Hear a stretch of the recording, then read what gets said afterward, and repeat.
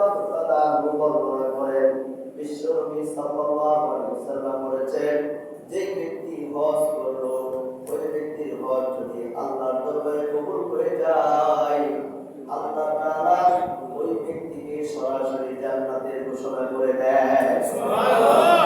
আল্লাহ নবী সাল্লাল্লাহু আলাইহি ওয়াসাল্লাম হাদিস শরীফের মধ্যে বলেন, একজন হাজী তার হজের উসিলায় কিয়ামতের কঠিন ময়দানে 400 পরিবারের জন্য আল্লাহর কাছে সুপারিশ করতে পারবে। সুবহানাল্লাহ।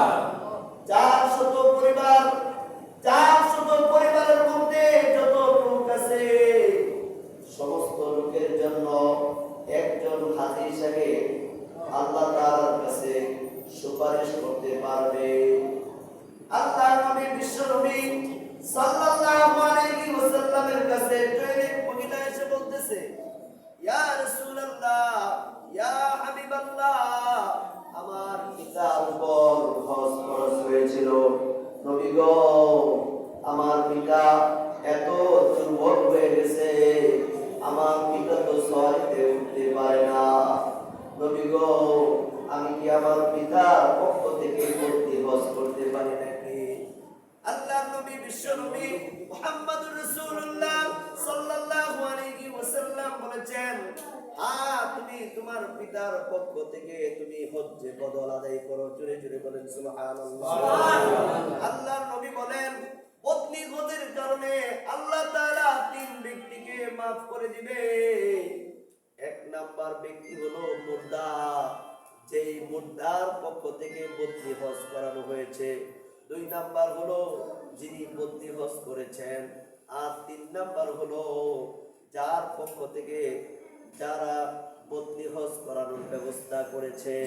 এই 3 ব্যক্তিকে আল্লাহ তাআলা কিয়ামতের দিন ক্ষমা করে জান্নাত দিয়ে দিবে। সুবহানাল্লাহ।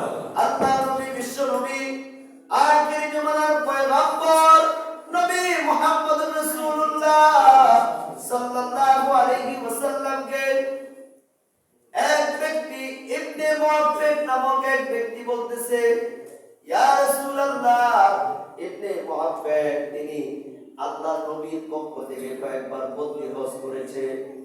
ইবনে মুআফফিক বলেন, আমি একদিন আল্লাহর নবী বিশ্বনবী মুহাম্মদুর রাসূলুল্লাহ সাল্লাল্লাহু আলাইহি ওয়াসাল্লামকে স্বপ্নে দেখলাম। নবীজি আমাকে জিজ্ঞাসা করতেছে, ও মুআফফিক, তুমি কি আমার পক্ষ থেকে হজ করেছ? তিনি বলতেছে, হ্যাঁ, আমি আপনার পক্ষ থেকে হজ করেছি। নবীজি বলেন, ও মুআফফিক, তুমি কি আমার পক্ষ থেকে লাব্বাইক আল্লাহুম্মা লাব্বাইক বলেছ?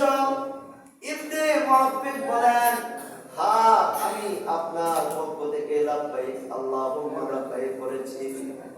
আল্লাহর নবী বলেন, ইবনে মুআফফিক, শুনো, আমি ওই সময় তোমাকে এটার প্রতিদান দেব।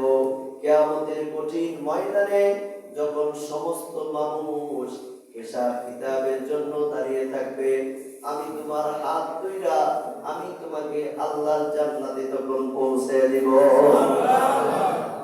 এজন্য রাসূলুল্লাহ সাল্লাল্লাহু আলাইহি ওয়াসাল্লাম বলেছেন, তাবিউ বাইনাল হজ্জি ওয়াল উমরাতি